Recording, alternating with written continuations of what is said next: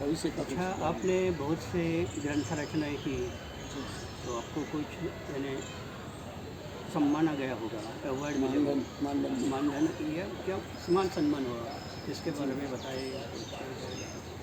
दरअसल भारतीय परिप्रेक्ष्य में मैं स्पष्ट कहना चाहूँगा कि यहाँ जो है पुरस्कार बिकते हैं, हाँ हाँ और मैं तो बिल्कुल नहीं चाहूँगा कि मुझे जो है पुरस्कृत किया जाए, हाँ हाँ, क्या बात है। क्योंकि आप जब पुरस्कृत होते हैं तो आप बंध हो जाते हैं, बंध हो आप गए। किसी एक विचारधारा से बंध जाते हैं। हम्म, और मैं बिल्कुल खुले विचारधारा का व्यक्ति हूँ। मैं कभी नहीं चाहूँगा कि मुझे किसी तरीके का पुरस्कार मिले, ना ही मैं कभी चाहूँगा कि मेरी रचनाएँ सिलेबस में शामिल हों, क्योंकि सिलेबस में शामिल होने के बाद में जो है आपकी रचनाएँ आपको बहुत कंप्रोमाइज़ करना पड़ता है। और जाहिर सी बात है कि मेरी अभी वर्तमान की रचनाएँ कोई भी पाठ्यक्रम की समिति जो है वो मेरी रचनाओं को बिल्कुल भी शामिल करने की स्थिति में नहीं रहेगी। और मुझे जिस दिन लगेगा कि मेरी रचनाएँ जो है हाँ पाठ्यक्रम में शामिल होने लायक हो गई है, उस दिन मैं लेखन छोड़ दूँगा। हाँ, क्या बात है, ये तो बहुत ही बढ़िया है। मेरा आखिरी सवाल है हाँ कि बुद्ध की फिलॉसफी कहती है दुख मुक्ति, और बाबा साहब ने एक भाषण दिया था कि मुक्ति कौन पथ है, और बुद्ध का कहना है कि दुख मुक्ति, और दुख के सिवा तो आदमी नहीं, कोई परिवार में कोई जीवित प्राणी जो दुख नहीं भोगा हो ऐसा तो मिलेगा नहीं।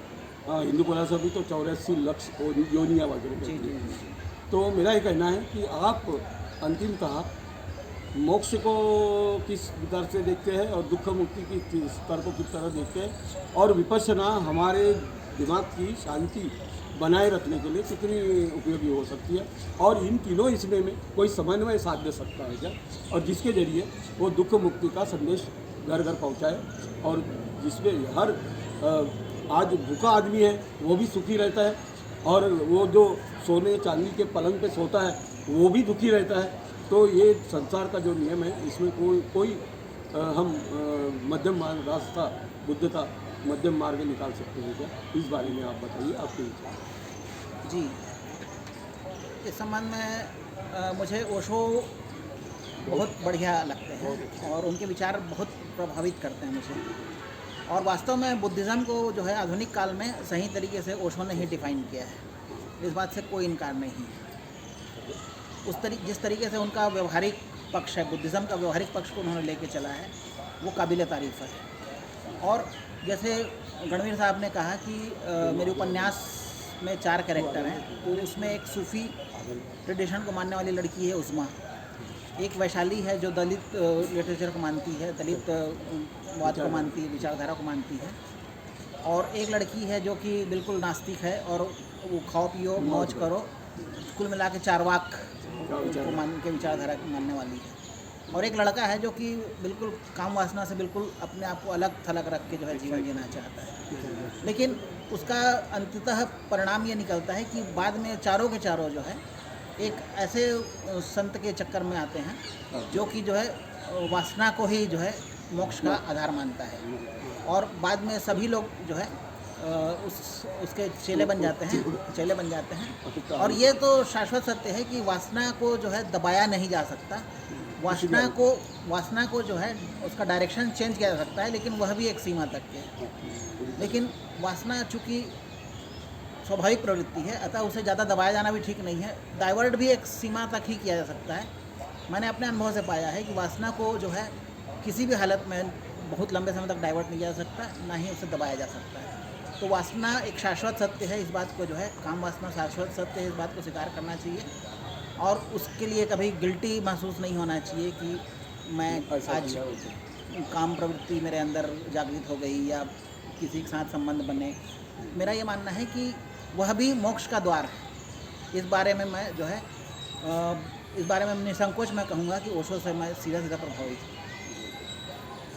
अभी आपका आगामी प्लान क्या है, और दूसरी बात, आपको ये प्रेरणा कहाँ से मिली कि आप उर्दू लिखना सीखे, विदेशी भाषाओं में कोई मैगज़ीन आते हैं क्या, कोई संपर्क साधन है क्या कि जिसके जरिए आप मॉरिशस से किताब आई, आप पाकिस्तान से बाबा साहब का वेटिंग फॉर वीसा उर्दू में पब्लिश कर रहे हैं, आप अमेरिका से, आप ऑस्ट्रेलिया, आप दुबई से आपकी क्या मैगज़ीन में आती है रचनाएँ, पाकिस्तान के किसी मैगजीन में आपकी रचनाएं अनुदित होती हैं। तो ये जो आपको आपका दायरा बढ़ गया, इसके पीछे क्या कारण है? तो कौन सा संपर्क है कि इतना ग्लोबल दायरा आपके साहित्य को मिला इतनी कम उम्र में?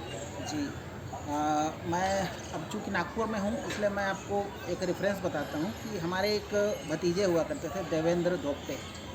LIC में वो जो है वो गज़लों के बड़े शौकीन थे। जब मैं 4वीं क्लास 5वीं क्लास में पढ़ता था, उस समय उनके पास फिलिप्स पावर हाउस नाम से एक म्यूज़िक सिस्टम हुआ करता था, जिसमें वो मेहदी हसन, बेगम अख्तर, गुलाम अली की गज़लें सुना करते थे। तो मुझे गज़लों के प्रति रुचि उन्होंने ही पैदा की।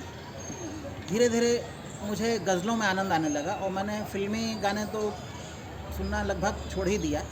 आज भी नहीं सुनता हूँ मैं फ़िल्मी गाने, चाहे कितने भी क्लासिकल गायकों के द्वारा गाई गई हो, क्योंकि जब आप गज़लें सुनना शुरू करते हैं, प्योर क्लासिकल सुनना करते हैं, तो सेमी क्लासिकल आपको पसंद नहीं आता। सेमी क्लासिकल पसंद नहीं आती है, ना ही सुगम संगीत पसंद आता है आपको। तो चूँकि मैं छुटपन से बेगम अख्तर, मेहदी हसन, गुलाम अली, फरीदा खानम को सुनता रहा, तो स्वाभाविक रूप से मेरे उर्दू ज़बान पे मेरी कमांड हो गई।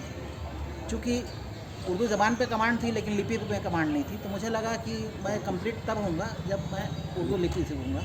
तो मैं आज से लगभग 15 साल पहले मैंने उर्दू लिपि सीखी और फिर मुझे लगा जब उर्दू लिपि मुझे आती ही है तो फिर अपने आप को एक्सपोज़र उस तरीके से मिलना चाहिए। तो मैंने अपने आप को उस तरीके से उर्दू के अखबारों में या उर्दू के रसाले कहलाते हैं वो मैगज़ीन्स जो है, उर्दू के रसाले में जो है मैंने जो है रचनाएँ भेजनी शुरू की और उर्दू वालों ने भी बहुत अच्छा रिस्पॉन्ड किया मुझे।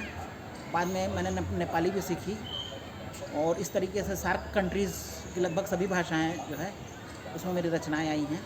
कुछ तो मैंने खुद अनुदित की है, कुछ जो है अनुवादकों ने स्व प्रेरणा से अनुदित की हैं। तो इस तरीके से सार्क कंट्रीज़ में मेरी रचनाएं जो है लगातार पब्लिश होती रही हैं पत्र पत्रिकाओं में। आप समारोह कीजिए। हाँ दोस्तों, आप यानी आलोक जी, मैं आपसे पूछना चाहता हूँ कि अगली जो पीढ़ियाँ है जी, उनको यानी आपके साहित्य के द्वारा कोई संदेश यानी कैसी होना चाहिए, क्या संदेश दे सकते हैं? ये आखिरी सवाल है मेरा। जी देखिए, ये बात मुझे काफ़ी दिनों से समझ में आने लगी थी कि नया जनरेशन जो है अंग्रेज़ी पढ़ता है हाँ और यदि वास्तव में उसे अच्छा साहित्य मिले तो बिल्कुल पढ़ता है। खुद मेरा बेटा पढ़ता है अंग्रेज़ी लिटरेचर, मेरे दोस्तों की बेटियां पढ़ती हैं अंग्रेज़ी लिटरेचर। तो यदि दलित साहित्य या जो प्रगतिशील साहित्य है उसका यदि मान लो अंग्रेज़ी में प्रकाशन होना शुरू हो जाए तो नया जनरेशन उससे इमोशनली अटैच होगा सही और वो समझ पाएगा चीज़ों को और वो वैचारिक भी होता जाएगा धीरे धीरे और इस तरीके से जो है साहित्य का फ्यूचर जो है अच्छा बन पाएगा। हमें अपनी सीमाओं से जो है बाहर निकलना होगा, हमें क्षेत्रीयता से बाहर निकलना होगा, क्योंकि वो दौर गया जब क्षेत्रीय साहित्य जो है काफ़ी रिच हो जाया करते थे, है ना। आज का दौर ग्लोबलाइजेशन का दौर है और इस बात से इनकार नहीं किया जा सकता कि जिस तरह पिज्ज़ा और पेप्सी का स्वाद पूरी दुनिया में एक जैसा है, वैसा ही जो है आपकी रचनाओं का स्वाद होना चाहिए, तब आपका लेखन सार्थक है। अदरवाइज़ आप कुएं के मेंढक की तरह जो है अपने क्षेत्र में सिमट के रहेगा। और आपका वार्तालाप करके मुझे एक याद आ गया, सरहदें लड़ती रही बैर इंसान का किए, सरहदें लड़ती रही बैर इंसान का किए, ना बुरी दिल्ली यहाँ ना बुरा लाहौर है, मौत ने इतना कहा जिंदगी एक शोर है, वक्त तन्हा कह गया दर्द क्यों कमज़ोर है। आपने आपका साहित्य ग्लोबल साहित्य किया, आपका वैश्विक साहित्य है और ज़रूर आपका साहित्य पढ़कर हम बहुत कुछ सीख पाएंगे। गणवीर जी भी आपके साहित्य का अनुवाद अलग अलग भाषा में करते रहेंगे। आप हम यानी तीनों मित्र मिले, बहुत खुशी हो गई। आपने सम्यक विचार ऊर्जा इस यूट्यूब चैनल पर मुलाकात दी, आपका शुक्रगुजार करते हैं। धन्यवाद। जय भीम, जय संविधान, नमो बुद्धाय। जय भीम। चक्रधर साहब आपका भी धन्यवाद जो मुझ नाचीज को आपने अवसर दिया। आपका आपका भी धन्यवाद जिसने हाँ, मुझे क्या बात है। महाराष्ट्र में स्थापित किया। हाँ, तो दोस्तों,